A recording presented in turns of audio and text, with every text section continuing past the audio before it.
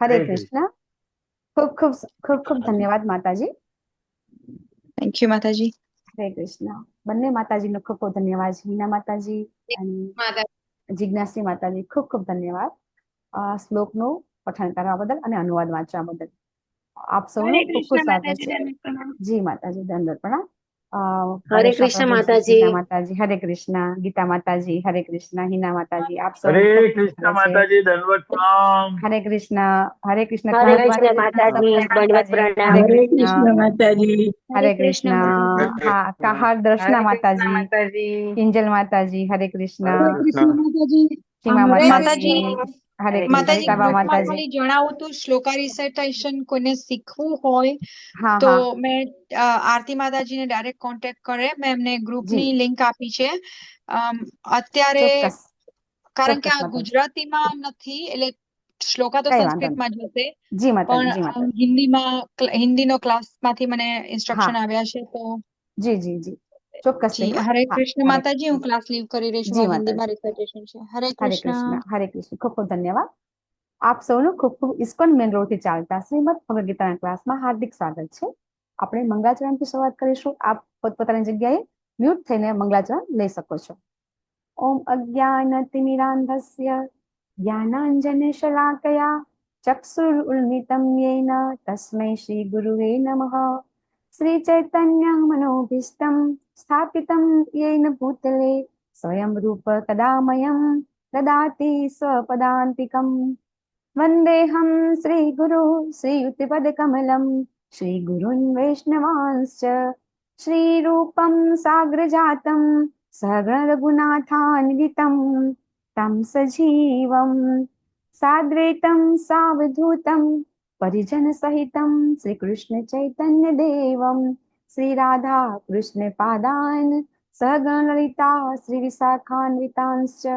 હે કૃષ્ણ કરુણા સિંધો दीनबन्धो जगत्पते गोपेश गोपिका कान्त राधा कान्त नमोऽस्तुते. तप्त काञ्चन गौरांगी श्री राधे वृन्दावनेश्वरी वृषभानुसुते देवी प्रणमामि हरिप्रिये. वाञ्छाकल्पतरुभ्यश्च कृपा सिन्धुभ्य एव च पतितानां पावनेभ्यो वैष्णवेभ्यो नमो नमः. नमो ओम विष्णुपादाय कृष्णप्रेष्ठाय भूतले श्रीमते भक्ति वेदांत स्वामिन् इति नामिने.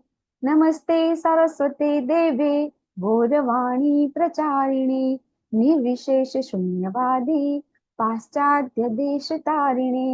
जय श्री कृष्ण चैतन्य प्रभु नित्यानंद श्री अद्वैत गदाधर श्रीवासादि गौर भक्त वृंद. हरे कृष्ण कृष्ण हरे कृष्ण कृष्ण कृष्ण हरे हरे हरे हरे हरे राम हरे राम हरे राम राम राम राम हरे राम हरे. हरे हरे. હરે હરે કૃષ્ણ. કૃષ્ણ માતાજી, દંડવત હરે પ્રણામ. કૃષ્ણ. દંડવત પ્રણામ. ખૂબ ખૂબ બધાનું સ્વાગત છે. હરે કૃષ્ણ માતાજી, દંડવત પ્રણામ. યસ, બીના માતાજી, અલ્પેશ પ્રભુજી, હરે કૃષ્ણ. હરે કૃષ્ણ. કિંજલ માતાજી, ખૂબ ખૂબ સ્વાગત છે આપ સૌનું. કૃતિ માતાજી. તો હરે આપણે કૃષ્ણ માતાજી. જી જી પ્રભુજી, દંડવત પ્રણામ. સંજય કુમાર પ્રભુજી, હરે કૃષ્ણ. આપણે ગઈકાલે પહેલો અધ્યાય જોયો હતો, સાથે સાથે આપણે ઓરિએન્ટેશન એટલે કે આપણે બધાએ પરિચય જાણ્યો હતો આપણે કે આપણે કઈ રીતે ક્લાસ ચલાવવાનો છે. અને થોડુંક જ આપણે કાલે અધ્યાય 1 માં આપણે બહુ ઓછું ટાઈમ હતો આપણને, એટલે બહુ શોર્ટમાં કાલે અધ્યાય પતાવ્યો હતો. તો આજે આપણે અધ્યાય બીજો લેતા પહેલા અધ્યાય પહેલામાં આપણે શું લીધું હતું એ સમજીશું, કે જેથી કરીને બીજો અધ્યાય આપણને કઈ રીતે સ્ટાર્ટ થયો એ આપણે સમજીશું. તો આપણે ગઈકાલે શું જોયું કે ધૃતરાષ્ટ્રથી શરૂઆત થાય છે. ધૃતરાષ્ટ્ર પૂછે છે કે યુદ્ધ ભૂમિમાં શું થઈ રહ્યું છે. તો આપણે જનરલી કેવું કે યુદ્ધ ભૂમિ છે તો ત્યાં યુદ્ધ જ થાય ને, છતાં પણ આવો પ્રશ્ન કેમ કરે છે. તો આપણે જો એ સમજ્યા કે ધૃતરાષ્ટ્ર છે એ ખૂબ ભયભીત થઈ ગયા છે અને એટલા માટે એ શંકાશીલ છે, ભયભીત થઈ ગયા છે અને એ પ્રશ્ન પૂછે છે સંજયજીને. સંજયજીને કેમ પ્રશ્ન પૂછે છે તો આપણને બધાને ખબર છે કે ભગવાને દિવ્ય દ્રષ્ટિ આપી હતી વેદ વ્યાસ ભગવાને, અને એ દિવ્ય દ્રષ્ટિ થકી સંજયજી છે એ બધો મહાભારતનું યુદ્ધ છે જોઈ રહ્યા હતા. જેવી રીતે આપણે અત્યારે તમે તમારા ઘરે છો, હું અહીંયા મારા ઘરે છું અને આપણે વાતો કરી રહ્યા છીએ, તો એ વસ્તુ પહેલા પણ હતી. જો આપણના શાસ્ત્રમાં આ બધું હતું, પણ જયારે ટીવીની શોધ નહોતી થઈ ત્યાં સુધી કોઈ આવું માને. હવે આપણે માની શકીએ છીએ જ્યારે આ જ વસ્તુ ટીવી શોધ નહોતી થઈ એ પહેલા કોઈને કીધું હોય તો કે ભાઈ આપણે આવી રીતે બધા તમે તમારા ઘરે બેસો, હું મારા ઘરે બેઠા બેઠા ઓનલાઈન ફેસ ટુ ફેસ વાત કરી શકીએ છીએ. તો આપણા શાસ્ત્રમાં તો બધું આપણે જે શોધ કરીએ છીએ ને ઓલરેડી થઈ ગયેલી જ છે. અને બધું જે પણ જેટલા વૈદિક શાસ્ત્રો છે એ બધા શાસ્ત્રોની અંદરથી જ અત્યારે જે પણ કંઈ પણ શોધ થઈ રહી છે બધી શાસ્ત્રની અંદર નિહિત છે અને એમાંથી શોધ થઈ રહી છે. બરાબર. તો આપણા શાસ્ત્રો છે એ કેટલા બધા ગુહ્ય અને એટલા બધા જેને કહેવાય કે આપણા જ્ઞાનની મર્યાદાની બહાર છે કે કેવી રીતે આપણે જ્ઞાન લઈ શકીએ એટલું બધું ડિટેલમાં છે. તો ધૃતરાષ્ટ્ર છે એને સંજયજી બધી વાત કે છે. તો જ્યારે ખરેખર દ્રષ્ટિ ધૃતરાષ્ટ્રને આપવાની હતી પણ ધૃતરાષ્ટ્ર એમ કે છે કે મારે આવું લોહિયાળ જે એને ધૃતરાષ્ટ્ર હોશિયાર તો હતા જ કે યુદ્ધ થશે તો બધું કેવું ખરાબ જોવું પડશે તો મારે જોવું નથી એમ કરી અને સંજયને દ્રષ્ટિ આપે છે. પછી સંજયજી શું કે છે કે અર્જુનજી કાલે શું કે છે યુદ્ધ કરવાની ના પાડે છે. આપણે કાલે સમજ્યા. અને એ પોતે 5 કારણ આપે છે કે મારે યુદ્ધ કરવું નથી. અને એ કારણ થકી એ જમીન ઉપર બેસી જાય છે. પેલા એ ભગવાનને પ્રશ્ન પૂછે છે, પછી પ્રશ્ન કરી અને છેલ્લે 2 હાથ નીચે મૂકીને જમીન ઉપર જ બેસી જાય છે. રથમાંથી ઉતરી અને જમીન ઉપર બેસી જાય છે. અને સંજયજી જયારે આવું કે છે ધૃતરાષ્ટ્ર ખુશ થઈ જાય છે. અરે વાહ, આ લોકો હવે યુદ્ધ નહીં કરે એટલે રાજ્ય બધું મારું જ રહેશે. ધૃતરાષ્ટ્રને આનંદ થઈ જાય છે. પણ એમનો આનંદ આજના અધ્યાયમાં પછી સંજયજી કહેશે કે અર્જુનજી શું કરે છે. ગઈકાલનો અધ્યાય એટલો બધો ઇમ્પોર્ટન્ટ હતો નહીં કારણ કે ભગવાનનો એક પણ શબ્દ ત્યાં હતો નહીં. ખાલી એક શબ્દ ભગવાન બોલે છે જો. જ્યારે અર્જુનજી એમ કહે છે કે ભગવાન મારે બંને સૈન્યનું નિરીક્ષણ કરવું છે. તો ભગવાન છે એ સારથી છે. જો ભગવાન સારથી છે તો કઈ રીતે સારથી કે એકલા અર્જુનના રથના સારથી નથી. આપણે આજે ભગવદ્ ગીતા 18 દિવસ સમજીશું તો આપણે જોઈશું કે ભગવાન અર્જુનજીના રથના નહીં, એના મનના, એના શરીરના, એનું દરેક વસ્તુના ભગવાન નિયંત્રણ છે. બધી જગ્યાએ ભગવાન દોરવણી. સારથી શું કરે? રથને દોરવણી આપે, એ રથને લઈ જાય. તો એ રીતે ભગવાન જે સારથી રૂપે અર્જુનજીને એક મિનિટે, અર્જુનજીને નહીં આખા યુદ્ધમાં બધાને, પાંડવોને સાથે એમની સાથે આખું સૈન્ય હતું પાંડવ તરફ, એ બધાને ભગવાન છે એ દોરવણી આપે છે. અને એ રીતે એ લોકો યુદ્ધ જીતી જાય છે. જ્યારે યુદ્ધ પતી જાય છે પછી આપણે સમજીશું કે જ્યારે યુદ્ધ પતી જાય છે તો પછી જે બર્બરીક છે એ બર્બરીકને જ્યારે બધા પ્રશ્ન કરે છે કે યુદ્ધ ખરેખર કોણ જીત્યું અને એમાં યુદ્ધમાં સૌથી મહત્વનો ફાળો કોનો હતો, ત્યારે બર્બરીક એમ કે છે કે યુદ્ધ તો ફક્ત ભગવાન જ કરતા હતા અને ભગવાને જ બધાનો સંહાર કર્યો છે. એ સ્ટોરી આપણે આગળ લઈશું, બર્બરીક કોણ છે. બરાબર. તો ખરેખર આ આખું જે યુદ્ધ છે એ યુદ્ધ પણ ભગવાન છે એ ભગવાન જ એના નિયંત્રતા હતા. તો આજે આ અધ્યાયમાં આપણે સમજવાનું શું છે? તો સૌથી પહેલા તો જ્યારે ભગવાન બોલે છે ત્યારે શ્રી ભગવાન ઉવાચ એવું આવે છે. કોઈ જગ્યાએ શ્રી કૃષ્ણ ઉવાચ એવું નથી આવતું. ભગવાન શ્રી કૃષ્ણ કોણ છે એ આપણે જો સમજીશું ને તો જ ભગવદ્ ગીતા સમજી શકીશું. બાકી ભગવાનને અથવા તો શ્રી કૃષ્ણ ભગવાન કોણ હતા તો આપણને એટલી જ ખબર છે કે દેવકીજી વસુદેવના પુત્ર હતા. પછી કારાગૃહમાં જન્મ થયો, પછી ઉછેર થયો ગોકુળમાં, દ્વારકામાં એમને રાજ્ય બનાવ્યું, પછી એમને પગના તીર વાગ્યું અને એ મૃત્યુ પામી ગયા. આવું જ આપણને જ્ઞાન છે. તો ખરેખર આ શું સાચું છે એ આપણે સમજવાનું છે કે ભગવાન છે એ કઈ રીતે ભગવાન છે, શા માટે શ્રી કૃષ્ણ ભગવાનને પૂર્ણ પુરુષોત્તમ પરમેશ્વર કહેવામાં આવે છે. એ જો આપણે સમજીશું ને તો જ આજે ગીતામાં ભગવાન જ્યારે ઉપદેશ આપે છે એ ઉપદેશ આપણે ગ્રહણ કરવાને આપણે લાયક બનીશું અથવા તો આપણે સમજી શકીશું. તો ગીતાનો ઉપદેશ સમજતા પહેલા ભગવાનને જાણવા જરૂરી છે. જો આપણે ભગવાનને સમજીશું ને તો જ એ જે કાંઈ કહે છે ને એ સમજી શકીશું. ભગવાન જે પણ ઉપદેશ આજે આપશે એ ઉપદેશ આપણે ત્યારે સમજીશું કે જ્યારે આપણે ભગવાનને સમજી શકીશું. આપણે કોઈ બી વ્યક્તિ હોય એ કોઈ બી વ્યક્તિની આપણે વાત માનવી હોય અથવા તો કોઈ વ્યક્તિને આપણે સલાહ લઈએ તો એ સલાહ ક્યારે લઈએ આપણે કે આપણને ખબર હોય કે આપણે આ જેની પાસેથી સલાહ લઈ રહ્યા છીએ, એડવાઇસ લઈ રહ્યા છીએ, એ ચોક્કસથી મારું જેને કહેવાય કે હિત હશે એ પ્રમાણે મને જ્ઞાન આપશે, ઉપદેશ આપશે. તો જ આપણે એની પાસેથી સલાહ સૂચન લઈ શકીએ છીએ. ભગવદ્ ગીતામાંથી આપણે એ પણ શીખવાનું છે કે ઉપદેશ અથવા તો એડવાઇસ આપણે કોની પાસેથી લેવી જોઈએ. જ્યારે આપણને તકલીફ પડે, મુશ્કેલી પડે તો આપણે કોની પાસેથી આપણે એડવાઇસ લેવી જોઈએ એ પણ આપણને ભગવદ્ ગીતામાંથી સમજવા મળે છે. જો આપણે સલાહ છે એ અલગ અલગ જેને કહેવાય કે યુટ્યુબ ની અંદર અથવા તો કોઈ તમે એમ જ કોઈની પાસેથી એડવાઇસ લેશો તો આપણું જે જીવન છે એ જીવનનો જે આપણો જે રસ્તો છે એ રસ્તો આડા માર્ગે જતો રહેશે અને ક્યારેય આપણે સફળતા પ્રાપ્ત કરી શકીશું નહીં. તો ભગવદ્ ગીતાની અંદર આપણે સમજીએ છીએ કે દરેક વસ્તુના પ્રશ્નના ઉકેલ છે અને દરેક વ્યક્તિ, નાનું બાળક હોય, યંગ હોય કે વૃદ્ધ હોય, બધા માટે ઉપદેશ છે. તો એ આજે આપણે સમજવાનું છે.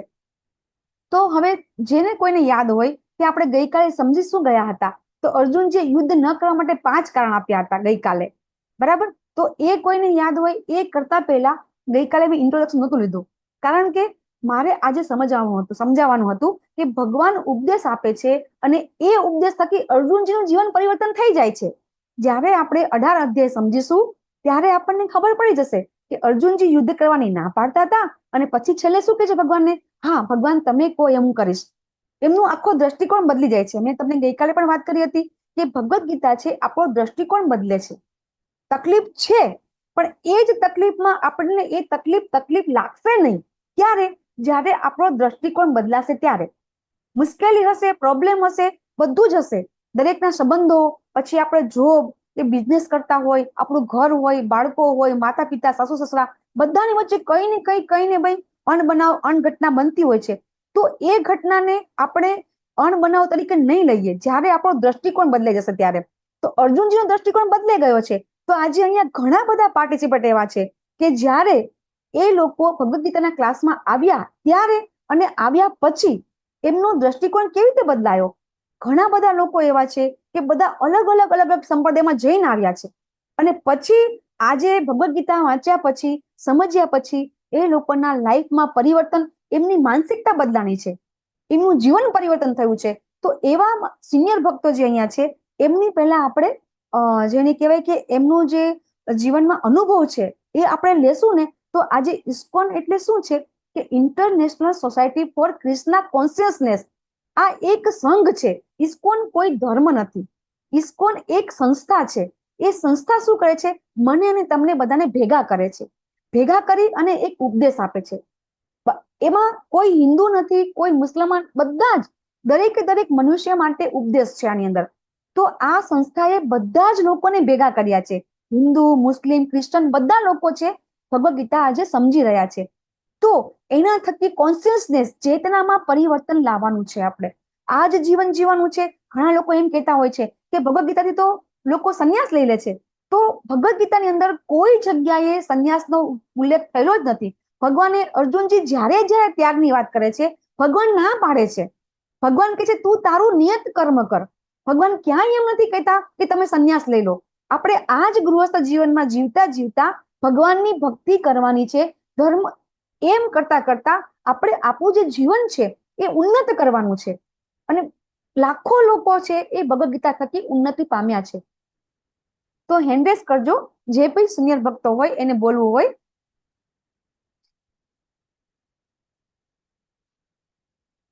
પેલા આપણે લઈ લઈએ બધાના અનુભવો, પછી આપણે કારણ લઈએ માતાજી. ઠીક છે? જવાબ પછી લઈએ. પેલા જેને કોઈને પોતાનો અનુભવ શેર કરવો હોય કે એમને પોતાના લાઈફમાં પરિવર્તન આવ્યું છે ભગવદ્ ગીતા થકી, એ લોકો સિનિયર ભક્ત છે, એ પેલા એમનો પરિચય કહેશે અને આપણને સમજાવશે કે શું એમના જીવનમાં પરિવર્તન આવ્યું છે.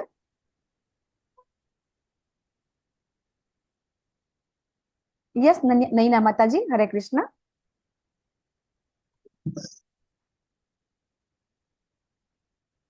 અનમ્યુટ કરો માતાજી, તમે મ્યુટ છો. હા, હરે કૃષ્ણ. હું આ ઇસ્કોન બેંગલુરુ દ્વારા ચાલતા ક્લાસમાં 2 વર્ષથી જોડાયેલી છું અને મારામાં ઘણું બધું પરિવર્તન આવેલું છે. પેલા મારે ગુસ્સો આવતો, ટીવી જોવાની આદત હતી, એ બધી આદત હવે હોઈ ગઈ છે. અને હું પેલા છે ને 4 માળાથી ચાલુ કર્યું, અત્યારે હું 16 માળા કરું છું. હવે માળા કરવામાં એવું છે કે જેમ જેમ આપણે માળા વધારતા જશું ને તેમ જ્ઞાનમાં વધારો થશે. એટલે માળા વધારવાની બધાએ અને માળા ચાલુ કરી દેજો.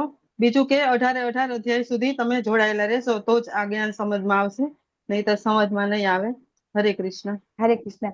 યસ શશી માતાજી, હરે કૃષ્ણ. હા, હરે કૃષ્ણ તમે માતાજી. માતાજી તમે તમારો વરિષ્ઠ ભક્ત છો મારા, અને તમે ઘણી બધા જગ્યાએ તમે તમારી અત્યાર સુધીમાં લાઈફમાં તમે ઘણી બધી જગ્યાએ મને સાંભળવા મળ્યું છે કે તમે ઘણા સંપ્રદાયમાં જઈ અને પછી છેલ્લે તમે આજે અહીં આવ્યા છો, તો તમે ડિટેલમાં મને કહેજો કે જેથી કરીને જે નવા ભક્તો છે એમને ખબર પડે કે ખરેખર આપણે જે જગ્યાએ આજે બેઠા છીએ એ યોગ્ય જગ્યાએ આવી ગયા છીએ. બરાબર માતાજી? યસ. હા, બરાબર છે. હવે મારો અનુભવ કહું તો પહેલા શરૂઆતથી જ મેં તો MA ની અંદર જ સ્પેશિયલ વિષય ગીતા રાખેલો રિલિજિયનમાં. તો મેં ગીતાનું ગહન ખૂબ ઊંડાણથી અભ્યાસ કર્યો, પણ એટલું બધું એ તત્વજ્ઞાન અઘરું, એટલે માર્ક પરીક્ષામાં પાસ થવા જેટલું ગીતાજી શીખતી હું. અને જનરલી એટલી ખબર કે અર્જુનને ઓલે પાંડવોમાં અર્જુન બાણવીર હતા ને પેલો ગદાધારી ભીમ હતો ને યુધિષ્ઠિર ધર્મરાજા કહેવાતા ને આવી બધી ખબર, દ્રૌપદી આવી રીતે હતા ને એટલી ખાલી એટલું બધી ઉપર છલું જ્ઞાન મળતું હતું. અને પછી જ્યારે ધીમે ધીમે પછી અમે ધરતીકંપમાંથી ભુજમાંથી આવ્યા, કચ્છ ભુજનો ધરતીકંપ જોઈ અને એ એટલો બધો ભયાનક હતો, તો એમાંથી બચીને અમે જામનગર આવ્યા. અને જામનગર આવ્યા એટલે અમને એવું થયું કે આટલું બધું આમ દ્રશ્ય જ નજરે જોયા કરીએ, બધું પડતું જોયેલું ને એટલે કે આમાં જીવું કેમ, આપણે હવે આમાં વયા ગયા હોત તો મરી ગયા હોત તો સારું હતું, એવો બધા વિચારો આવે અને ઊંઘ ના આવે જામનગરમાં પણ. પછી ઘરે વિચાર આવ્યા કરે. પછી એક વખત અમે તળણ પાડે જામનગરમાં અમસ્તા વોકિંગમાં ગયેલા, તો સફેદ સાડી વાળા એક કપલ આવ્યું અને અમારી બાજુમાં બેઠું. પછી કેમ છો એમ અજાણતા ગુજરાતી. તો મેં કીધું ભાઈ અમે તો આવી રીતે, ઈ કે કેમ આમ બેઠા છો? મેં કીધું હવે આમાં અમે તો મૂંઝાણા છીએ કે શું કરું, ક્યાં જાઉં, નથી મને ક્યાંય હવેલીમાં ગમતું, નથી મંદિરમાં ગમતું, ને એમ થાય કે આ કેવું બધું જોઈને આવ્યા છીએ ને દેખાય. તો મને કે તમારે કાંઈ ન કરાય, તમે છે ને અહીંયા એક બ્રહ્માકુમારી સંસ્થા ચાલે છે, એમાં મારી સાથે ચાલો. ડૂબતું માણસ તણખલું પકડે, એની જેમ અમે તો એની પાછળ ગયા. તો સફેદ વસ્ત્રોમાં બધા બહેનો મને બધું સરસ સમજાવ્યું. નો ડાઉટ મને શાંતિ ઘણી હોલમાં ગઈ, ઘણી શાંતિ મળી. પણ જે આપણે આ બીજા અધ્યાયની અંદર જ જે આવે છે ને કે પ્રકાશ છે, એની અંદર જ બ્રહ્મ જ્ઞાન મળે. એટલે એ જ્ઞાન મેં પેલું જ વહેલું મેડિટેશન નું લીધું. અને મેડિટેશન થી મને પરમ શાંતિ મળતી, પણ આંખમાં આંસુડા ને પેલું દેખાય બધું, બધા દ્રશ્યો ભૂતકાળના જોયેલા બધા આવતા જાય ને એકદમ રોઈને નીકળું બહાર, તોય શાંતિ ન થાય. એમ થાય શું કરવાનું, એટલો બધો અર્જુનને વિષાદ થયો, એનાથી વિશેષ મને હશે. એટલે પછી મેં કીધું કે મને તો ધરતી ધ્રુણતી દેખાય છે, પણ હવે મારે કરવું શું? પછી એમાંથી ઘણા લગભગ 2008 ની અંદર 2008 થી 13 સુધી અમે ત્યાં ગયા. અને પછી એની અંદર ઘણું બધું મેડિટેશન થયું, એમ તો પરમ શાંતિ મળી. પણ પછી છેલ્લે ઓચિંતું જ્ઞાન થયું કે આ તો વ્યક્તિ પૂજા થાય છે, ગુરુ પૂજા કરાય, વંદના કરાય, પણ ભગવાન જ એ છે કે કૃષ્ણ એ ગીતા બોલ્યા જ નથી. તો મેં વિરોધ કર્યો, તો મને કે અહીંયા વિરોધ નહીં કરવાનો, બોલવાનું નહીં, તમને જે ભણાવવામાં આવે ને એ જ સાચું હોય. ત્યારે મને ઘરે વિચાર આવ્યો કે આ નિરાકાર તરફ લઈ જાય છે કૃષ્ણ. તો મેં તો ગળથુથીમાં પુષ્ટિ માર્ગ મારા ઘરમાં, એટલે મેં તો કીધું આ તો ના છે તો કંઈક જુદું જ કીધું.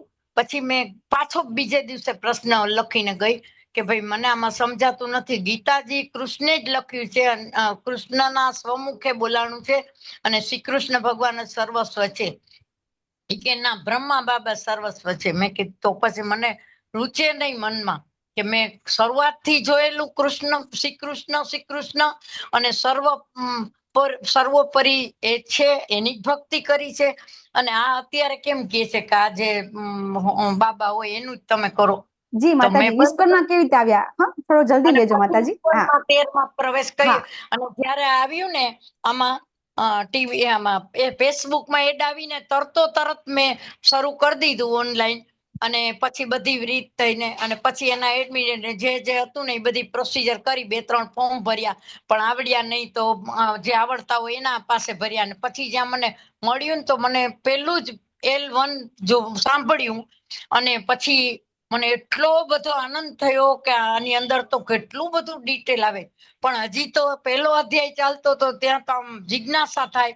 રાત્રે પણ એમ થાય કે આ બુક તો મારી પાસે હતી જ. મને બેંગ્લોરમાં બુક મળી હતી, અને ઈ મેં 12 વર્ષ સાચવી, ના 22 વર્ષ.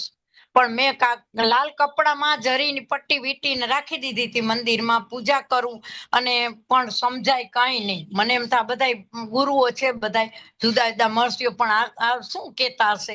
અને આ શ્લોક ને અનુવાદ ને ભાષાંતર કેટલા અઘરા છે. જરાક વાંચવા જાઉં ને વળી મૂકી દઉં કે કાંઈ સમજાતું નથી. એટલે ઈ બુક રાખું, પણ ખબર નહીં કેમ કે મને ઈ જ બુક કામ આવશે ઈ મને હવે આ ઉંમરે ખબર પડી, આટલા વર્ષે. હા 40 માતાજી, વર્ષે અને મેં અહીંયા વાત કરી. ઇસ્કોનમાં અને આવ્યા તમને કઈ અનુભવ રીતે જ્ઞાન મળ્યું અને કેવી રીતે તમને ફેર પડ્યો? હા, શોર્ટ એન્ડ સ્વીટ માં કહું કે મને પેલા અધ્યાયની અંદર જે વિષાદ યોગ હતો ને એ મારી ઉપર વીતેલો, એટલે એનાથી મને ઘણું બધું જ્ઞાન મળ્યું કે આ બધું કેમ કે અર્જુનને થતું હતું એવું જ મને થતું હતું.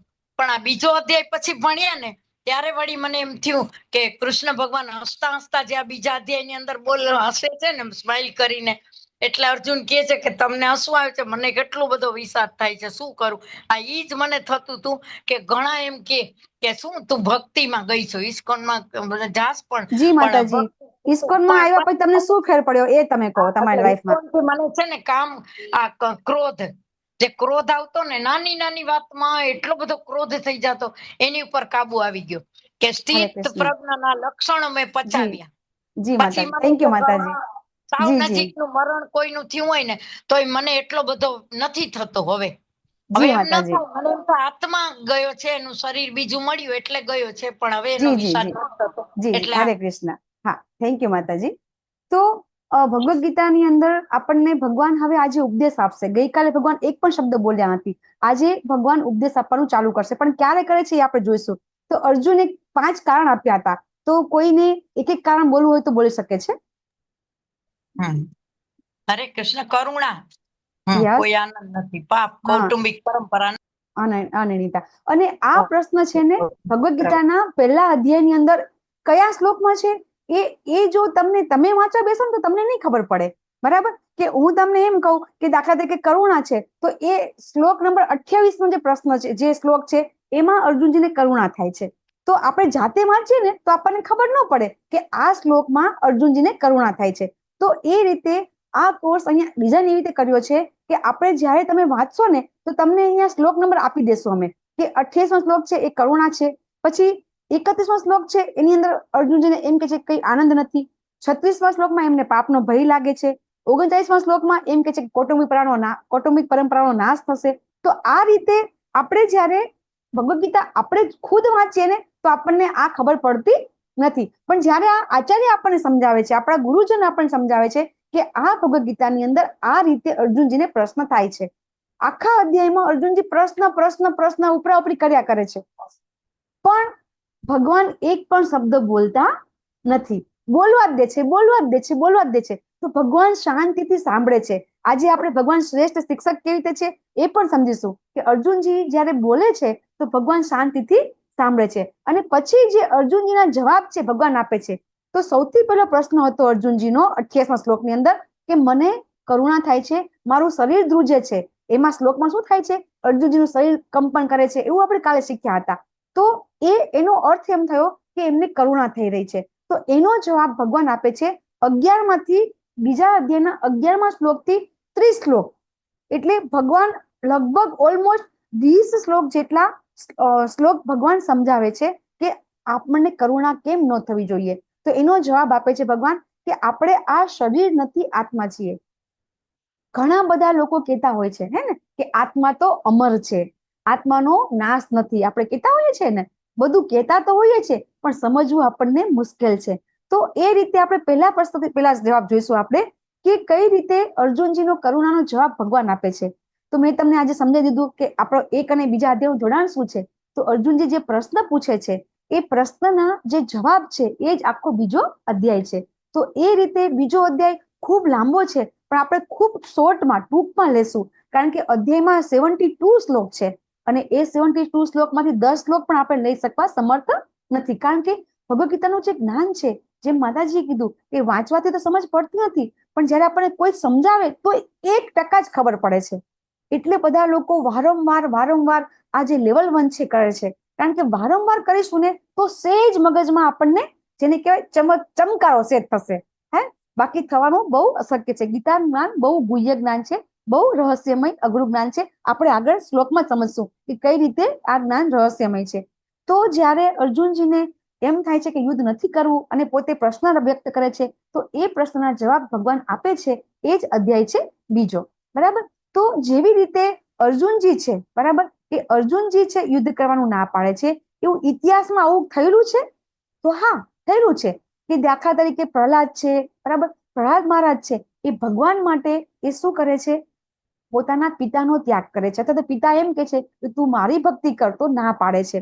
ચતુષ્કુમારો છે, હરિયાસ અને બહુલાશ છે, એ છે પ્રજાપતિના પુત્રો છે. તો એ પ્રજાપતિના પુત્રો હતા. તો નારદજી જ્યારે એમને જ્યારે ઉપદેશ આપે છે, તો એ લોકો પ્રજાપતિ પુત્રો શું કામ ઉત્પન્ન કરે છે? પ્રજાપતિ માટે, સંસાર માટે. તો એ સંસાર છોડીને જતા રહે છે. તો એ લોકોએ બલિદાન આપ્યું હતું. પછી ભાઈની વાત કરીએ તો આપણે જાણીએ છીએ કે રામાયણની અંદર વિભીષણ છે, એ વિભીષણે પોતાના મોટા ભાઈ રાવણનો એનો ત્યાગ કર્યો હતો. કોના માટે? ભગવાન માટે. પછી શુક્રાચાર્ય અને બલિ મહારાજ. તો શુક્રાચાર્ય છે ગુરુ મહારાજ હતા, અસુરોના ગુરુ છે શુક્રાચાર્ય હતા, અને બલિ મહારાજ છે એમના શિષ્ય હતા. પણ જ્યારે વામન ભગવાન તરીકે ભગવાન આવે છે અને જ્યારે શુક્રાચાર્યને ખબર પડી જાય છે કે આ તો ભગવાન છે, તો બલિ મહારાજને કહે છે કે આ તો ભગવાન છે, ખરેખર એ કોઈ સામાન્ય વ્યક્તિ નથી અને તારું બધું લઈ લેશે.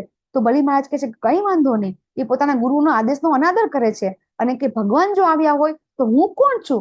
હું પ્રહલાદ મહારાજના પુત્ર છું. તો હું તો ભગવાનને બધું આપી દઈશ. અને એવી રીતે ભાગવતમની અંદર પતિ પત્નીનું એક દ્રષ્ટાંત આવે છે કે જ્યારે બ્રાહ્મણ પત્ની હોય છે કે પોતાના પતિઓ યજ્ઞ કરતા હોય છે અને યજ્ઞનો જે ભાગ હોય છે કોને આપવાનો હોય? તો કે ભગવાનને આપવાનો હોય. પણ પત્નીઓ જે છે એમને ખબર છે કે ભગવાન કોણ છે. અને જ્યારે વૃંદાવનમાં કૃષ્ણ બલરામ છે એ રમતા રમતા ત્યાં આવે છે, તો એ જે પત્નીઓ છે એ પોતાના પતિનો ત્યાગ કરી, યજ્ઞનો ત્યાગ કરી અને જે બધો યજ્ઞનો ભાગ છે એ કોને આપે છે? કૃષ્ણ બલરામને આપે છે. આવો તો ઘણા બધા એક્ઝામ્પલ છે.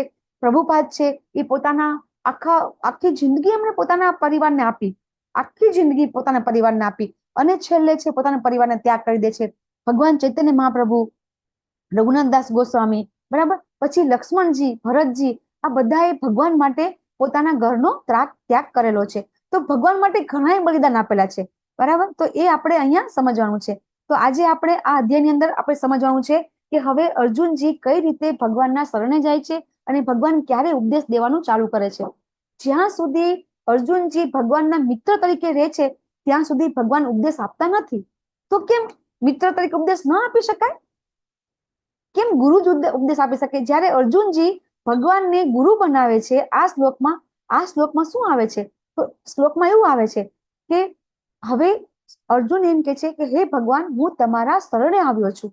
તો ભગવાનના શરણે આવે છે, પછી ભગવાન ઉપદેશ આપે છે. તો ભગવાન મિત્ર તરીકે નહોતા ઉપદેશ આપી શકતા? કોઈ મને કહી શકશે? ભગવાન તો અર્જુનજીના મિત્ર હતા ને, તો કેમ મિત્ર તરીકે ઉપદેશ ના આપી શકે? યસ, કોઈને કેવું છે? જો મિત્ર કોઈ ઉપદેશ આપે ને તો એ આપણે હસી મજાકમાં લઈ લઈએ, બરાબર. પણ જ્યારે કોઈ ગુરુ ઉપદેશ આપે ને તો એ સિરિયસલી લેવાનું થાય છે. અહીંયા અર્જુનજીનો પ્રશ્ન કેવો છે? સિરિયસ છે, હે ને? ગંભીર પ્રશ્ન છે. એમના ગંભીર પ્રશ્નના જવાબ છે એ મિત્ર ન આપી શકે. એને આપણે ઘણા લોકો એવું કહેતા હોય છે, અત્યારે લોકો ઘણા કહેતા હોય છે, અરે સારા મિત્રો હોય ને એટલે આખી જિંદગી જતી રહે. એવા બધા તમે વોટ્સએપમાં બધા મેસેજ જોતા હશો તમે, કે કહેતા હોય કે 5 સારા મિત્રો હોય ને એટલે આખી જિંદગી જતી રહે. બરાબર. તમારી પત્ની મિત્ર બનાવી નાખો, બાળકોની મિત્ર બનાવી નાખો, તમારી જિંદગી સરસ જતી રહેશે. જિંદગી જતી જ રહેશે અને નવા જન્મ થતા જ રહેશે. પણ આપણે ક્યારેય આ જે જન્મારો છે એમાંથી ક્યારેય આપણે બહાર છૂટી શકશું નહીં. તો એટલા માટે આ જીવનની અંદર આ જો આધ્યાત્મિક જ્ઞાન છે ને, એ આધ્યાત્મિક જ્ઞાન લેવા માટે ગુરુ બનાવવા જ જરૂરી છે. ભગવાન પોતે જ્યારે અવતાર લે છે ત્યારે ગુરુ બનાવે છે. તો આપણે એમ કહેશું ને, હા, અમે સ્કૂલ કોલેજમાં ગુરુ બનાવ્યા હતા, હે, આપણને બધાને સ્કૂલમાં શિક્ષકો હતા, આચાર્ય હતા ને બધા, તો આપણે એને ગુરુ નથી કહી શકતા? તો આપણે વિચાર કરીએ કે ક્યારે એ લોકો આપણી પર્સનલ લાઈફના ક્યારે પ્રોબ્લેમ સોલ્વ કરવા આવ્યા છે? આપણા ગુરુ હોય, શિક્ષક હોય આપણા, એ આવી શકે છે? નથી આવી શકતા. તો ગુરુ કોને કહેવાય એ પણ આપણે આજે 4થા અધ્યાયમાં આપણે સમજીશું. તો આ શ્લોક ખૂબ જ મહત્વનો છે. કાર્પણ્ય દોષો પહતા સ્વભાવ પૃચ્છામિ ત્વામ ધર્મ સમુચ્ચિતાઃ યશ્રેયસ્યાનિશ્ચિતં બ્રૂહિ તન્મે શિષ્યસ્તેહં શાધિ મામ ત્વામ પ્રપન્નમ. પ્રપન્નમ એટલે શરણાગતિ, શરણાગત થઉં છું. હવે અહીંયા એમ કે છે અર્જુનજી કે હવે હું છે ને મારું કર્તવ્ય કર્મ ભૂલી શું કામ ગયો છું? તો હવે હું માનસિક રીતે મારી જે માનસિકતા છે ને એમાં હું માનસિક રીતે ભાંગી ગયો છું, દુર્બળ થઈ ગયો છું. એટલે માનસિકતા રીતે હું ભાંગી ગયો છું, મનની સ્વસ્થતા બધી ખોઈ બેઠો છું. બરાબર. અને એટલા માટે હવે હું મારું માટે જે શ્રેય, અહીંયા યત શ્રેય શબ્દ આવે છે. શ્રેય અને પ્રેય શબ્દ બે હોય છે. એક છે પ્રેય એટલે કે એ પણ કલ્યાણકારી છે, અને શ્રેય એ પણ કલ્યાણકારી શબ્દનો અર્થ થાય છે. તો શ્રેય એટલે કેવું કલ્યાણ છે કે જે આપણા માટે ટૂંકું નહીં પણ ભવિષ્યમાં પણ આપણને ફાયદાકારક હોય, એને શ્રેય કહેવાય છે. માતાજી યસ, લાંબા ગાળાનું. યસ બીના માતાજી. લાંબા ગાળાનું. અને પ્રેય એટલે આપણું નજીકનું જે આપણું સારું દેખાતું હોય, નજીકના ભવિષ્યમાં આપણને જે સારું દેખાતું હોય. ઘણા નથી કહેતા કે બસ અત્યારે આપણે ખાઈ લઈએ, પી લઈએ, મજા કરી લઈએ ને, આપણને ક્યાં ખબર છે કે આપણું મૃત્યુ થવાનું છે. ઘણા જનરલી 99% લોકો આવું વિચારતા હોય છે. શું વિચારે છે કે આપણે બીજો જન્મ ક્યાં જોયો છે, એવું કહેતા હોય છે કે બીજો જન્મ જોયો જ નથી, આપણને ખબર જ નથી બીજા જન્મમાં શું થવાનું છે. અને એ જ હજી વિચારવાનું નથી, વિચારતા એ પણ નથી કે બીજો જન્મ થવાનો છે. શું સમજે છે બધા? ના, આ જન્મમાં જ આપણું બધું છે, કાંઈ બીજો જન્મ છે નહીં. પણ ખરેખર જ્યારે આપણે શાસ્ત્રમાં ડોક્યું કરીએ તો દરેક શાસ્ત્ર અંદર ભરી ભરીને લખેલું છે કે આપણો જન્મ પછી મૃત્યુ, મૃત્યુ પછી જન્મ થયા જ કરે છે. ક્યારે એવો અંત હોતો જ નથી. અને આપણું આ જે જીવન છે એ તો ક્ષણિક છે. જે પાનબાઈ અને જે ગંગા સતી હતા, એમને પોતાને નોલેજ હતું કે એમણે ભજન લખ્યું છે, વીજળીના ચમકારે મોતીડા પરોવો. તો એનો વીજળીનો ચમકારો એટલે શું? તો એ આ જીવન વિશે કહી રહ્યા છે કે વીજળીના ચમકારા જેવું આ જીવન છે. ઘડીકમાં અચાનક અંધારા, એટલે કે ઘડીકમાં આ આત્મા છે એ અહીંથી નીકળી જશે અને પછી જતો રહેશે બીજા શરીરની અંદર. તો એ જે ક્ષણિક જે ચમકારો છે, આ મનુષ્ય જીવન એ ચમકારા જેવું છે, એ અજવાળું છે. મનુષ્ય જીવન એક પ્રકાશિત જીવન છે. એ પ્રકાશિત જીવનની અંદર મોતી પરોવો એટલે શું? એ મોતી પરોવો એટલે એટલા પ્રકાશના સમયમાં તમારું આત્મ સાક્ષાત્કાર કરી લો. આત્મ સાક્ષાત્કાર એટલે શું એ આપણે અહીંયા સમજીશું કે આપણે આત્મા સાક્ષાત્કાર કરવાનો છે. આપણે બધા શું કરીએ છીએ? આપણે બધા શરીર વિશે વિચાર કરીએ છીએ. આપણને ભગવાન હવે સમજાવશે. એ જ ઉદ્દેશ આપણે આજે અહીંયા સમજવાનો છે. ભગવાન આજે આપણને 11મા શ્લોકથી 30મા શ્લોક સુધી એ જ જ્ઞાન આપવાના છે કે આપણે શરીર નથી, આત્મા છીએ. ભગવાનનો પહેલો ઉપદેશ, આપણે શરીર નથી, આત્મા છીએ. અને પછી ઘણા લોકોને આ જ્ઞાન છે, શરીર નથી, આત્મા છીએ. અહમ બ્રહ્માસ્મિ બધા કહેતા હોય છે, કે છે ને, અહમ બ્રહ્માસ્મિ, આપણે બ્રહ્મ છીએ. આત્મા છે એ બ્રહ્મ છે. તો એટલું જાણી લેવું પણ પૂરતું નથી. એટલા માટે ભગવદ્ ગીતાનું જ્ઞાન આપણને સંપૂર્ણ જ્ઞાન ગીતામાં મળે છે. બીજી બધી જગ્યાએ જ્યારે આપણે જ્ઞાન પ્રાપ્ત કરીએ છીએ તો બીજી જગ્યાએ આપણને આટલું જ્ઞાન મળે છે, શરીર નથી, આત્મા છે, પછી નથી મળતું. પછી આત્માને શું કરવાનું છે એ આપણને ભગવદ્ ગીતામાં સમજવા મળે છે.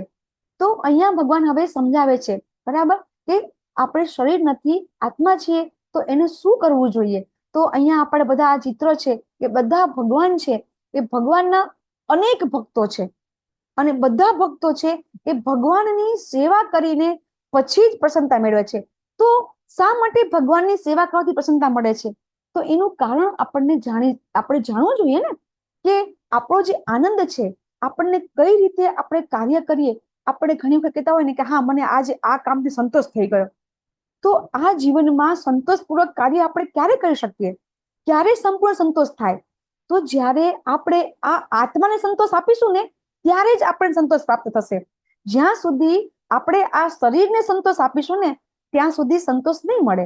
પછી આ શરીર સંલગ્ન બધું જ છે, નોકરી, ધંધો, આપણા સગા સંબંધી, સ્નેહીઓ, પિતા, પત્ની, બાળકો, આ બધાના સંબંધો આ શરીર સાથે છે, આત્મા સાથે નથી. બરાબર. અને એટલે ભગવાન આજે આપણને અહીંયા સમજાવે છે કે હવે શરીર માટે તમે બધું કરો છો, તો જ્યાં સુધી આત્મા માટે નહીં કરો ને તો સંતોષ નહીં મળે. તો એ રીતે આત્માને સંતોષ ક્યારે મળશે? બરાબર. તો એ આપણને ગીતામાં ઉપદેશ મળે છે કે આ આત્માનો ખોરાક, જેવી રીતે શરીરને ખોરાક આપણે આપીએ છીએ, એવી રીતે જ્યારે આપણે આ આત્માને ખોરાક આપીશું ને ત્યારે જ આપણો આત્મા સંતુષ્ટ થશે. બાકી અનેક જન્મથી આત્મા ભૂખ્યો છે. તમને થતું હશે કે આપણે તો રોજ જમીએ છીએ, તો આપણે આ શરીર છે એ શરીર ઊભું છે શેના માટે? આત્મા છે એટલે તો ઊભું છે ને. જેવો આત્મા નીકળી જાય તો આપણે એને શું કહીએ છીએ? પાર્થિવ દેહ કહીએ છીએ. જ્યારે શરીરમાંથી આત્મા નીકળી જાય છે ત્યારે આપણે શું કહીએ છીએ? એને પાર્થિવ દેહ કહીએ છીએ. તો એ આત્મા નીકળી જાય છે તો વેલ્યુ કોની થઈ? શરીરની કે આત્માની? શરીરની, હે ને? કે આત્માની? વેલ્યુ કોની થઈ? આપણે આ શરીર છે, શરીરમાંથી આત્મા નીકળી જાય છે તો વેલ્યુ કોની છે? શરીરની કે આત્માની? આત્માની. આત્માની. તો આપણે શરીર માટે તો બધું કરીએ છીએ. બહુ સરસ તૈયાર થઈએ, મસ્ત મજાના આપણે ફરવા જઈએ કે જેથી કરીને શરીરને આપણે યોગા કરીએ, બરાબર, શરીરને સુદૃષ્ટ રાખીએ, પછી બધા સંબંધો સરસ જાળવીએ. આપણને એમ થાય કે કોઈને ખોટું ન લાગે જાય એનું ધ્યાન રાખીએ. આપણા ઘરના સભ્યોને સુખ આપણે ખૂબ કમાવીને ઘરમાં સંપત્તિ લાવીએ જેથી ઘરના બધા સભ્યો આનંદિત થાય. કરીએ છીએ ને બધું આપણે. તો આ શેના માટે કરીએ છીએ? આપણે આ શરીર માટે કરીએ છીએ, કે શરીરથી બધું કરીએ છીએ. તો આત્મા માટે કંઈ કરતા નથી. આત્મા ત્યારે પ્રસન્ન થાય છે કે જ્યારે આત્માનો ખોરાક શું છે? તો એ છે ભગવાનની ભક્તિ, ભગવાનનું નામ. એ નામ જ્યારે હનુમાનજી પોતે લે છે ત્યારે હનુમાનજી ખુશ થાય છે. તો હનુમાનજી પોતે કોણ છે? કોના અવતાર છે? શંકર ભગવાન. બરાબર. તો શિવજી છે એ શિવજી પોતે દાસ્ય રૂપે ભગવાનની સેવા ભક્તિ કરે છે ત્યારે એ ખુશ થાય છે. તો શિવ તો આપણને ખબર છે કે શિવ તો જેને કહેવાય કે મહાયોગી છે. એમને તો કોઈ વસ્તુ નહીં, એ તો પોતે હંમેશા ધ્યાનમાં હોય છે. એમને તો કોઈ વસ્તુમાં રસ નથી. એમના શિવજીને તો કોઈ દી સુગંધિત પુષ્પ પણ ચડતું નથી, આપણે જાણીએ છીએ. તો એમને તો સુગંધિત પુષ્પની પણ પરવા નથી. એ તો પોતાનું ઘર પણ બનાવતા નથી. અને એ પોતે, આપણને ખબર છે કે કૈલાસ પર્વત ઉપર રહે છે ભગવાન. તો એ વ્યક્તિ એ ખુશ ક્યારે થાય છે? તો એ ભગવાનની સેવા કરે છે ત્યારે ખુશ થાય છે. તો એ રીતે આપણે પણ ક્યારે ખુશ થશું? આપણને સાચો આનંદ ક્યારે મળશે? કે જ્યારે આપણે પણ જ્યારે ભગવાનની ભક્તિ, ભગવાનનું નામ લેશું ને ત્યારે આપણને સાચો સંતોષ મળશે. તો ભગવાનને પહેલા તો ભગવાન તરીકે જાણવા જરૂરી છે. ભગવાનને જ્યાં સુધી આપણે ભગવાન તરીકે નહીં જાણીએ ને ત્યાં સુધી આપણે ભગવાનની ભક્તિ જ નહીં કરી શકીએ. કોઈ વ્યક્તિને તમારે પ્રેમ કરવો હોય તો એને જાણવી પડે ને. કોઈ બે જ્યારે કોઈ યુગલ હોય અથવા તો કોઈ એક યુવક અને યુવતી હોય, એ એકબીજાને પ્રેમ ક્યારે કરશે? જ્યારે બરાબર એને જાણશે ત્યારે. એ જાણશે નહીં તો પ્રેમ જ નહીં કરી શકે ને. તો આપણે જ્યારે ભગવાનને જાણીશું તો જ ભગવાનને પ્રેમ કરી શકીશું. જો ભગવદ્ ગીતા છે એ ખરેખર મહાભારતના ભીષ્મ પર્વનો ભાગ છે. અર્જુનજીને ઉપદેશ આપે છે ગીતા તરીકે ભગવાન. અને એ ગીતા મહાભારત જ્યારે લખવાનું હતું ને તો એ વખતે વ્યાસજીએ મહાભારતની રચના કરીને તો બહુ જ મોટું થઈ ગયું. 1,00,000 શ્લોક થઈ ગયા. અને પછી એમને પોતાની સ્મૃતિમાં કર્યું હતું. પહેલા પોતે મનમાં મહાભારતની રચના કરી હતી. પછી એમને લાગ્યું કે કલયુગની અંદર લોકો છે એ જે પહેલાના જમાનામાં જ્ઞાન છે એ ખાલી સાંભળીને બધી લોકો યાદ રાખતા હતા. પછી કલયુગની અંદર આપણને ખબર છે કે લોકો મંદભાગી આવી જશે. તો એ લોકોને માટે વ્યાસજીએ રચના કરવી હતી લખવા માટે.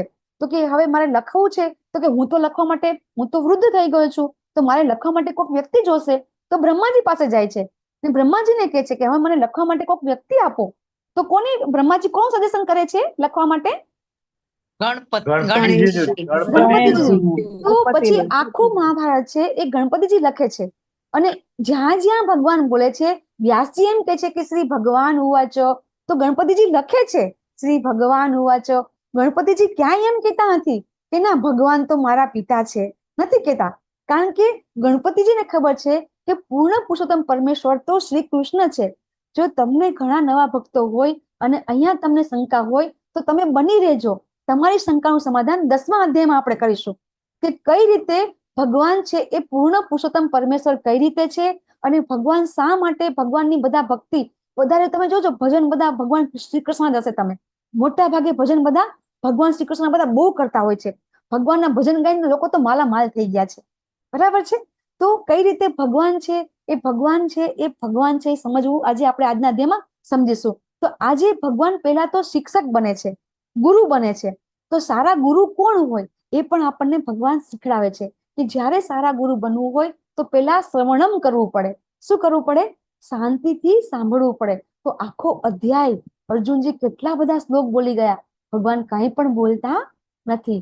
પણ જ્યારે અર્જુનજી પોતે શરણાગત થાય છે પછી ભગવાન છે પોતાનું જ્ઞાન આપવાનું ચાલુ કરે છે. તો એ રીતે ભગવાન છે એ ખૂબ શ્રેષ્ઠ શિષ્ય, જેને કહેવાય કે શ્રેષ્ઠ શિક્ષક છે. અને એ રીતે ભગવાન છે એ સસ્મિત વાત કરે છે.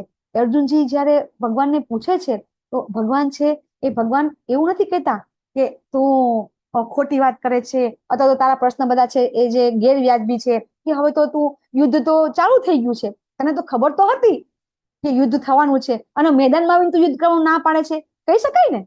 આપણે દાખલા તરીકે આપણે કોઈ કાર્ય કરવા ગયા હોય અને ત્યાં જઈને પછી કે હવે આમાં નથી કરવું, તો પેલા વિચારવું હતું ને.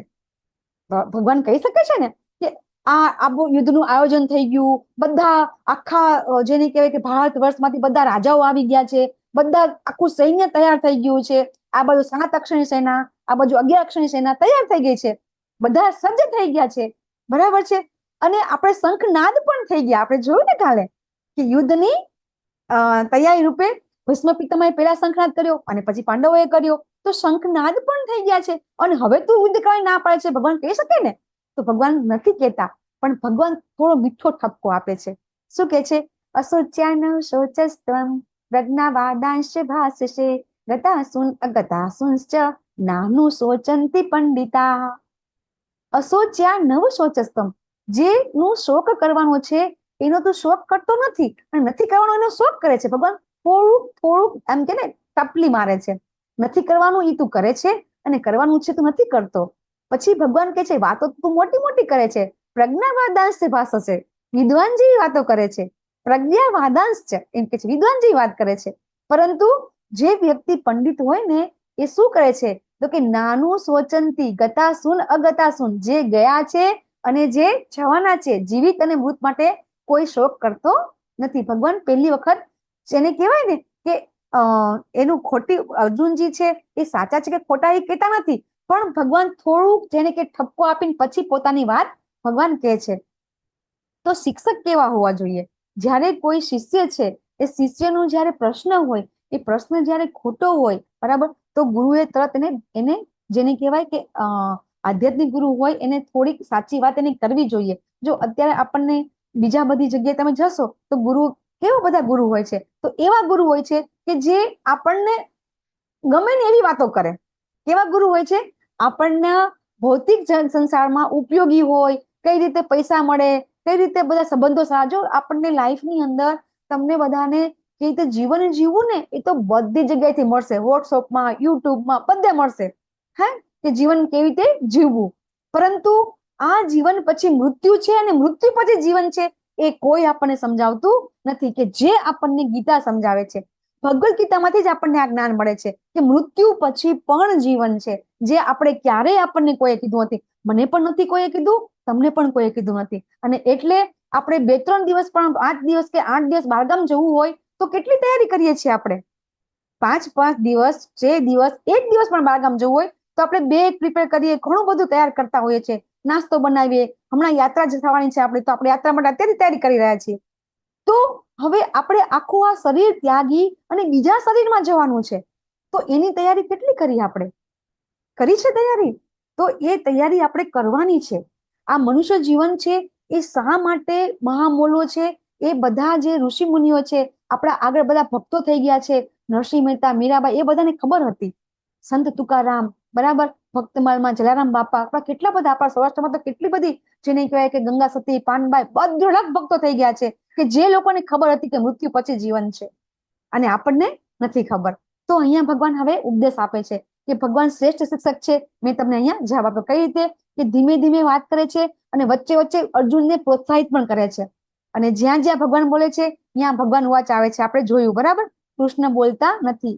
તો એ રીતે ભગવાન છે એ ભગવાન એક આપણે જ્યારે આપણે આત્મ સાક્ષાત્કાર કરવો હોય, બરાબર, તો એ આત્મ સાક્ષાત્કાર કરવો હોય અને ભગવાનનો સાક્ષાત્કાર કરવો હોય તો એના 3 તબક્કા છે: બ્રહ્મ, પરમાત્મા, ભગવાન. બ્રહ્મ સુધી શશી માતાજી કીધું કે ઘણા લોકો પહોંચાડે છે તમને, બરાબર. તમે ધ્યાનમાં બેસશો, તમને તેજની ઉપાસના કરાવશે, નિરાકાર બ્રહ્મની ઉપાસના કરાવશે. અને આ પૃથ્વી ઉપર સાકારવાદી કરતા નિરાકારવાદીની સંખ્યા ખૂબ છે. તમે જોશો કે ઘણા ધર્મ, ઘણા સંપ્રદાયની અંદર તમને નિરાકારની ઉપાસના કરાવશે. તમને એમ થતું હશે કે ના, એ તો સાકારવાદી છે, પણ અંદર તમે જ્યારે ઘૂસશો પછી ખબર પડશે કે ના, છેલ્લે તો લોકો નિરાકાર બ્રહ્મની જ વાત કરે છે. તો ખરેખર નિરાકાર બ્રહ્મ એ પણ છે. એ શું છે એ આપણે આજે સમજીશું કે બ્રહ્મ પછી આવે છે પરમાત્મા અને પછી આવે છે ભગવાન. તો ભગવાનને સમજવાનું આખું ત્રીજું સ્ટેપ છે. તો એ સમજવા માટે હું તમને એક એક્ઝામ્પલ આપીશ કે દાખલા તરીકે બ્રહ્મ છે એ અહીંયા આપણે સમજીએ છીએ કે ભગવાન પોતે સ્વયં છે, ભગવાનનું આ સ્વરૂપ છે, અને પછી ભગવાનમાંથી જે તેજ નીકળે છે એને કહેવાય છે બ્રહ્મ. ભગવાનમાંથી તેજ એટલું બધું નીકળે છે કે એની આરપાર આપણે જઈ શકતા જ નથી. ઘણા લોકો એમ કહેતા હોય ને કે મને ભગવાન પ્રાપ્ત થઈ ગયા, કે મને સપનામાં ભગવાન આવ્યા, બરાબર. તો ભગવાન આપણે 8મા અધ્યાયમાં સમજીશું કે ભગવાન ખરેખર કોણ છે, બરાબર. તો ભગવાનમાંથી જે તેજ નીકળે છે ને એ એટલું બધું તેજ છે કે એની આરપાર આપણે જોઈ શકતા જ નથી. એનું તમને એક એક્ઝામ્પલ બીજું તમને આપો કે દાખલા તરીકે આ સૂર્ય છે, તો સૂર્યમાંથી જે કિરણો નીકળે છે એ આપણી બારીમાં અથવા તો આપણા રૂમમાં આવતો હોય તો આપણે એને સૂર્ય કહેશું ખરા? સૂર્યના કિરણો જ કહેશું ને.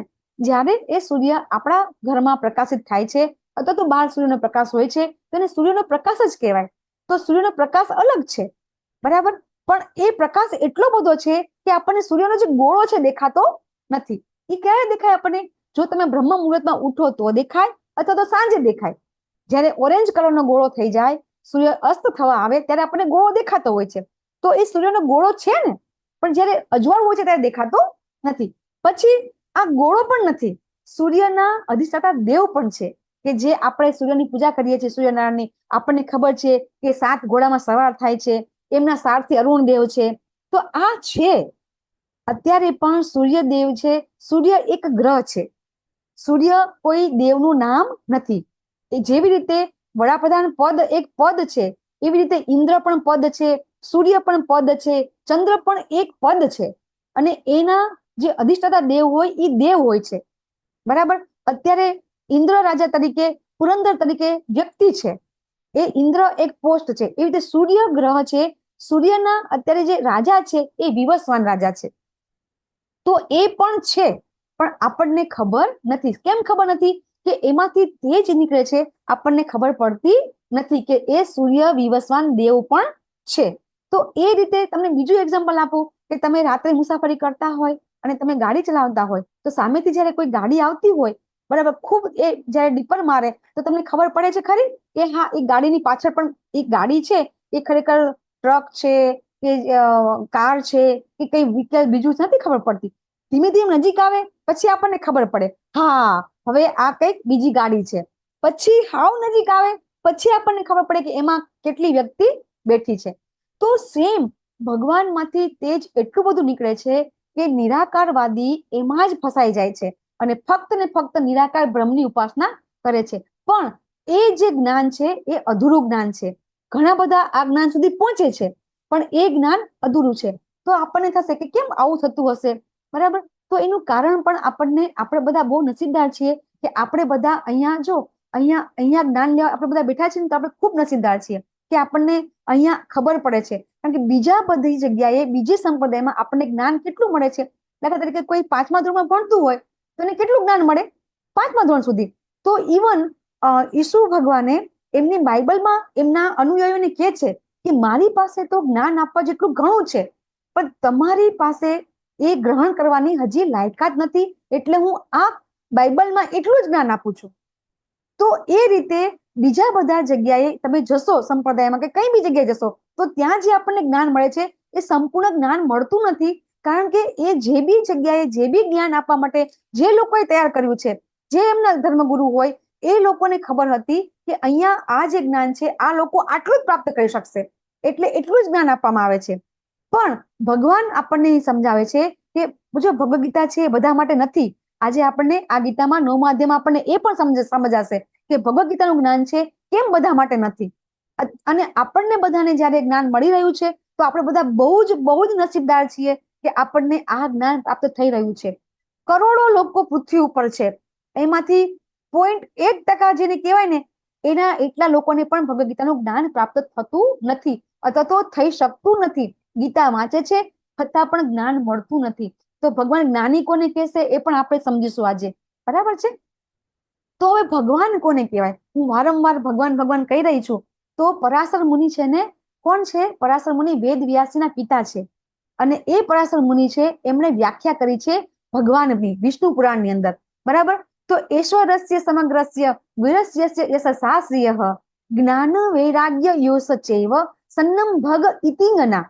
ભગ એટલે શું? ઐશ્વર્ય. વાન એટલે વાન, ઐશ્વર્યવાન. બધું જ ઐશ્વર્ય જેનામાં સંપૂર્ણ પ્રમાણમાં હોય ને એને ભગવાન કહેવાય. પૂર્ણ. ઓમ પૂર્ણમદઃ પૂર્ણમિદમ, આપણે શ્લોક આપણે કાલે પણ લીધો હતો. પૂર્ણાત પૂર્ણમુદચ્યતે પૂર્ણસ્ય પૂર્ણમ આદાય પૂર્ણમેવાવશિષ્યતે. તો ભગવાન છે ને એ પૂર્ણ છે. ભગવાનમાંથી જે પણ નીકળે છે એ બધું પૂર્ણ છે. તો ભગવાનમાં સંપૂર્ણ સુંદરતા છે. ભગવાન એટલા સુંદર છે કે બ્રહ્મ સંહિતામાં બ્રહ્માજી કહે છે કે કંદર્પ કોટિક મનીય વિશેષ શોભમ. ભગવાન બ્રહ્માજી છે એ કરોડો કામદેવ જ્યારે ભેગા થાય ત્યારે પણ ભગવાનની સુંદરતા એની પાછળ એક કરોડો કામદેવની સુંદરતા ઓછી પડે છે. એટલા સુંદર ભગવાન છે. તો એટલા ભગવાન સુંદર છે એવું આપણને અહીંયા જે પરાશર મુનિ છે સમજાવે છે. ભગવાનની સમૃદ્ધિ, ખ્યાતિ અને શક્તિ એના વિશે તો આપણે વાત શું કરવી. દાખલા તરીકે ખ્યાતિ, તો રામ ભગવાન છે, કૃષ્ણ ભગવાન છે, 5000 વર્ષ પહેલા આવી ગયા છે, બરાબર. રામ ભગવાનની આપણે ચોથા અધ્યાયમાં સમજીશું કે કેટલા વર્ષ થઈ ગયા ભગવાનને. તો એ તો કરોડો વર્ષ થઈ ગયા, છતાં પણ અત્યારે આપણે ભગવાનને યાદ કરીએ છીએ. તો શા માટે ભગવાનની આટલી બધી ખ્યાતિ છે? સમૃદ્ધિ.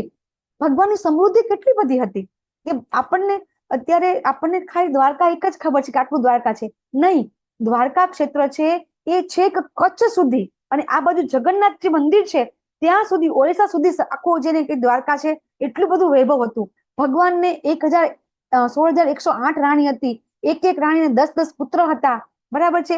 એટલા દાસ દાસી, ચાકરો, માતા પિતા, આ બધાના અલગ અલગ મહેલ હતા. તો વિચાર કરવાનું છે કે કેટલું બધું ઐશ્વર્ય હશે એમની, બરાબર. શક્તિ, તો ભગવાને ટટલી આંગળી ઉપર ભગવાન 7 વર્ષના હતા, 7 દિવસ સુધી, 7 રાત્રિ સુધી ટટલી આંગળી ઉપર ગોવર્ધન પર્વત ઉચક્યો હતો, બરાબર. આપણાથી એક હાથમાં પણ કોઈ વસ્તુ ઉચકી રાખી હોય, એક પેન છે એ પણ પકડી રાખી શકતા નથી આપણે હાથ ઉપર. તો ભગવાનની શક્તિ, ભગવાનનું જ્ઞાન હજી પણ આપણે લઈ રહ્યા છીએ. ગીતાનું જ્ઞાન ભગવાને આપ્યું છે, અને આપણે આજે પણ બધા વેદો ભગવાનમાંથી નીકળેલા છે, તો આપણે આજે પણ અભ્યાસ કરી રહ્યા છીએ. ભગવાનનો ત્યાગ, રામ ભગવાનને આજે ખબર હતી રાત્રે, બરાબર, કે મારે કાલે રાજા બનવાનું છે, અને આગલા દિવસે ભગવાન છે એ ખબર પડે છે કે મારે કાલે સવારે જતું રહેવાનું છે. તો ભગવાન બધું જ ત્યાગ કરીને જતા રહે છે. કૃષ્ણ ભગવાન જન્મતા પોતાના માતા પિતાનો ત્યાગ કરે છે, બરાબર. ગોકુળ મથુરાનો ત્યાગ કરે છે, અને વૃંદાવનથી જતા રહે છે. તો ત્યાગ કોને કહેવાય? તો સંપૂર્ણ ત્યાગ, સંપૂર્ણ જ્ઞાન, સંપૂર્ણ શક્તિ જેને હોય એને ભગવાન કહેવામાં આવે છે. તો અહીંયા ભગવાનની વ્યાખ્યા આપણે લીધી. હવે અર્જુનને ભગવાન જવાબ આપે છે. પહેલા પ્રશ્નનો જવાબ, હું શરીર નથી, આત્મા છું. ત્યારે ભગવાન સમજાવે છે, દેહિનોસ્મિન યથા દેહે કૌમારમ યૌવનમ જરા તથા દેહાંતર પ્રાપ્તિર ધીરસ્તત્ર ન મુયતિ. મેં તમને હમણાં પણ કીધું કે આપણા શરીરમાંથી આત્મા બીજા શરીરમાં પ્રવેશ કરે છે. એવી જ રીતે બાળપણથી આપણે યુવાન થઈએ છીએ, યુવાનથી વૃદ્ધાવસ્થામાં થઈએ છીએ, અને મૃત્યુ પામીએ છીએ, બરાબર. તો આપણે આ પરિવર્તન તો થતું જ રહે છે. કોઈ વ્યક્તિ, આજે આપણે બાળક હતા ત્યારે આપણે કેટલા સરસ દેખાતા હતા, લાંબા લાંબા વાળ હતા, બહુ સરસ સ્કિન હતી. અત્યારે નથી. તો શું આપણે શોખ કરીએ છીએ? હાય હું તો નાની હતી ત્યારે હારી હતી ને હવે નથી હારી લાગતી, એવું આપણે કહીએ છીએ? નથી કહેતા. પછી આપણે ઘરડા થઈ જશું તો આપણે માથામાં વાળે નહીં હોય, મોઢામાં દાંતે નહીં હોય, તો આપણે વૃદ્ધાવસ્થા સહન કરવી પડશે. એનું આપણે શોખ કરીશું? નહીં કરીએ, બરાબર. એવી રીતે મૃત્યુ પણ આવશે. તો મૃત્યુ આવશે તો શોખ કરી જ નહીં શકીએ, કારણ કે આપણે એ જોવા નવરા જ નથી રહેતા, બરાબર. એ તો પછી આપણે બીજા સમયમાં જતા રહેશું. તો હવે આપણે આ શ્લોકમાંથી એ સમજવાનું છે કે આ શરીર નથી, આપણે આત્મા છીએ. અને જેવી રીતે આ શરીર છે ને આત્માના કપડા છે. આપણે જયારે કપડા બદલીએ છીએ એ રીતે શરીર છે એ કપડા તરીકે, આત્મા છે કપડા બદલ્યા રાખે, શરીર બદલ્યા રાખે છે. આપણે દાખલા કે નવા કપડા હોય, બરાબર, તો નવા કપડા થોડાક દિવસ આપણે સાચવીએ છીએ ને, એમ આપણે શરીર થોડાક સાચવીએ છીએ આપણે. પછી જયારે કપડું છે એ જર્જરિત થઈ જાય તો આપણે શું ભેગું કરી રાખીએ છીએ? ના, આ તો મને બહુ ગમે છે, ભલે ફાટી ગયું રાખી મૂકું, નથી રાખી મૂકતા ને. તો આપણે આ શરીરને એટલું સાચવવા પ્રયત્ન કરીએ છીએ કે શું કરીએ છીએ? જયારે આપણે ઘણા થઈ જઈએ છીએ, વાળ સફેદ થઈ જાય છે તો આપણે કાળા કરીએ છીએ, બરાબર. દાંત પડી જાય છે તો નવા દાંત લગાવીએ છીએ, કરીએ છીએ ને. આ બધું કરીએ છીએ આપણે, શરીર માટે બધું કરીએ છીએ, આત્મા માટે કંઈ કરતા નથી. તો આપણે અહીંયા હવે ભગવાન આપણને સમજાવે છે. ભગવાન શું સમજાવે છે કે એવું ક્યારેય નહોતું. ન તે વાહમ જાતું નાસમ ન ત્વમ નેમિ જનાદીપાહ ન ચેવ ભવિષ્યામમ સર્વભયમત પરમ. એવું ક્યારેય નહોતું. ભગવાન કે છે કે તું નહોતો, હું નહોતો, આ રાજા નહોતા, પહેલા પણ હતા અને ભવિષ્યમાં પણ હશે. બરાબર. આજે બધા છે મૃત્યુ પામશે, તો ભવિષ્યમાં હશે એટલે એનો અર્થ શું થયો? આ શ્લોકમાં તમને સ્પષ્ટ સમજાઈ જાય છે કે ભગવાન પોતે કે છે કે ભવિષ્યમાં પણ હશે બધા, તું પણ હશે, આ બધા પણ હશે.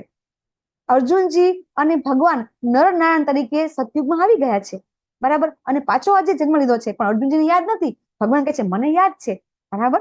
એવું ભગવાન આગળ પણ કહેશે કે તને યાદ નથી, મને યાદ છે. અહીંયા આ એક સ્ટોરી છે ચિત્રકેતુ મહારાજની, અને એ સ્ટોરીની અંદર ચિત્રકેતુ મહારાજ છે એ ચિત્રકેતુ મહારાજ, એમને ભાગવતમાં સ્ટોરી આવે છે કે ચિત્રકેતુ મહારાજને સંતાન નહોતું, તો એમના ગુરુ પાસે જાય છે અને ગુરુને કહે છે કે મને સંતાન આપો.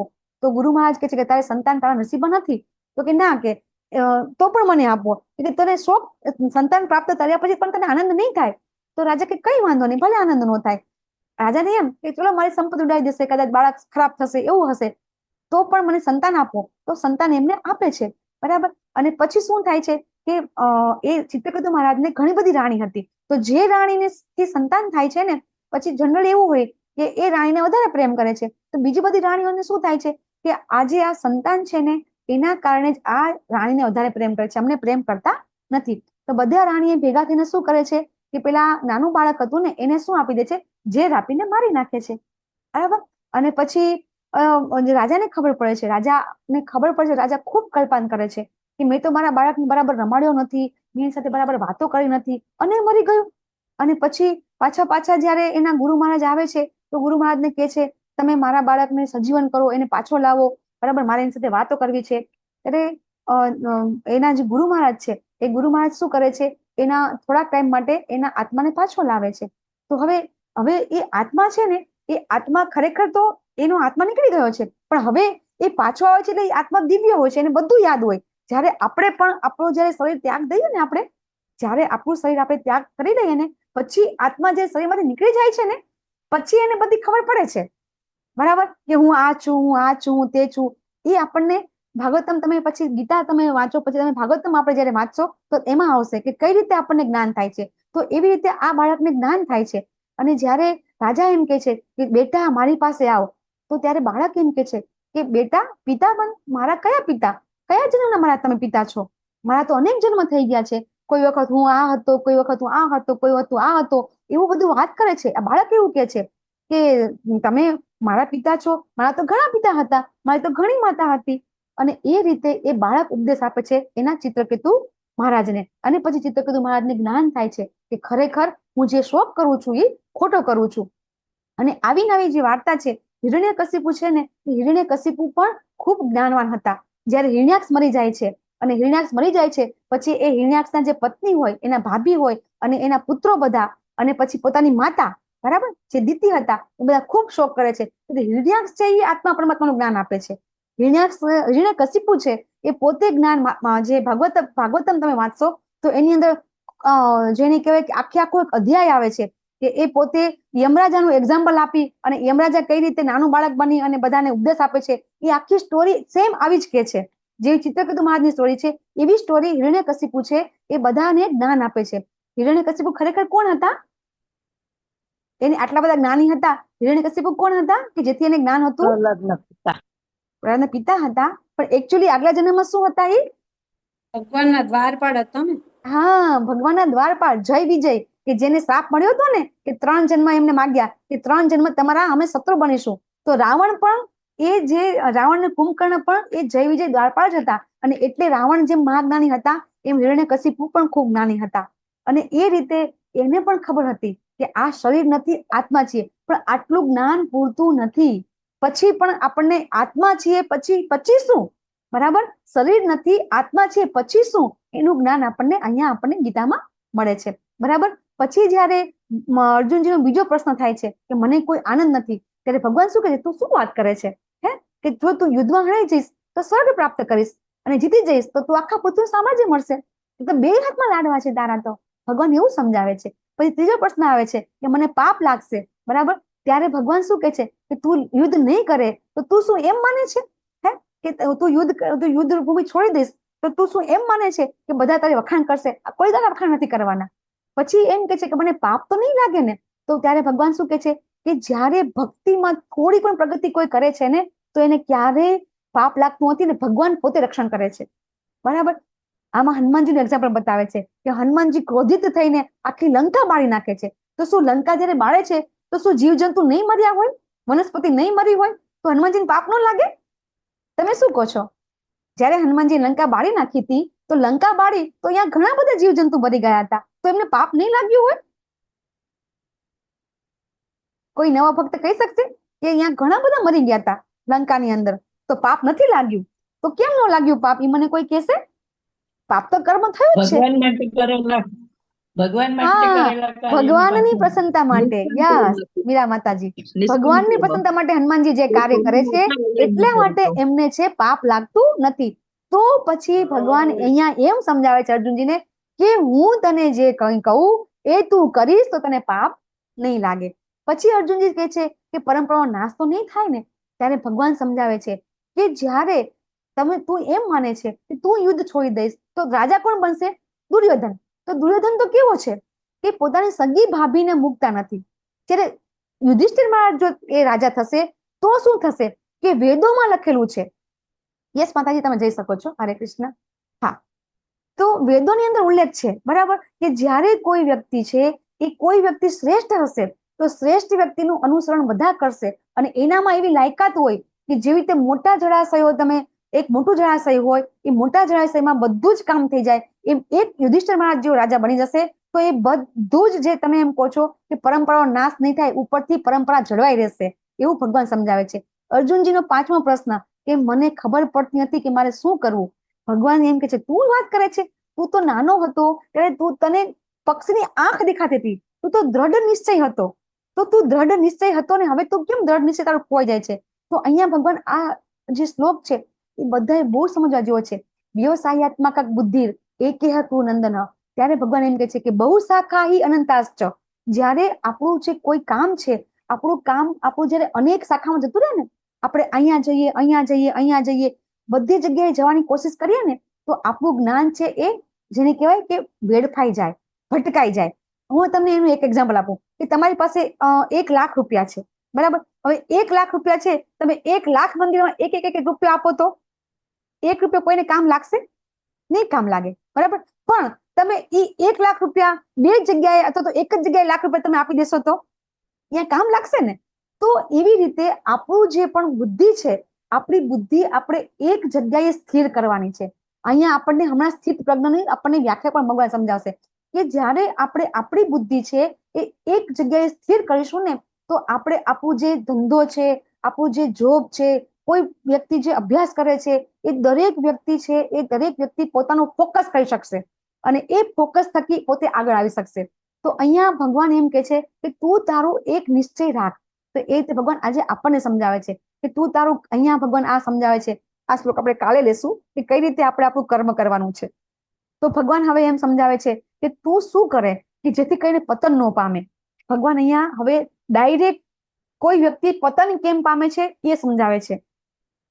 2 શ્લોક કે છે ધ્યાયતો વિષયાન પુંસઃ સંગસ્તે સુપજાયતે સંગાત સંજાયતે કામ કામાત ક્રોધ વિજાયતે ક્રોધાત ભવતિ સમ્મોહઃ સમ્મોહાત સ્મૃતિ વિભ્રમઃ સ્મૃતિ વિભ્રમઃ બુદ્ધિનાશો બુદ્ધિનાશાત પ્રણશ્યતિ.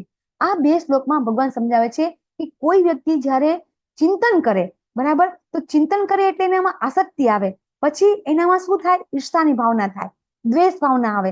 જો જ્યારે આપણે કોઈ વસ્તુની ઈચ્છા કરીએ ને એટલે ઈચ્છા કરીએ એટલે આસક્તિ થાય, આપણને કામના થાય, એ કામના પૂરી ન થાય એટલે આપણને ક્રોધ આવે. એ ક્રોધ કામના ક્રોધ શું કામ આવે? ઈચ્છા પૂરી થતી નથી ને એટલે આપણને ક્રોધ આવે છે.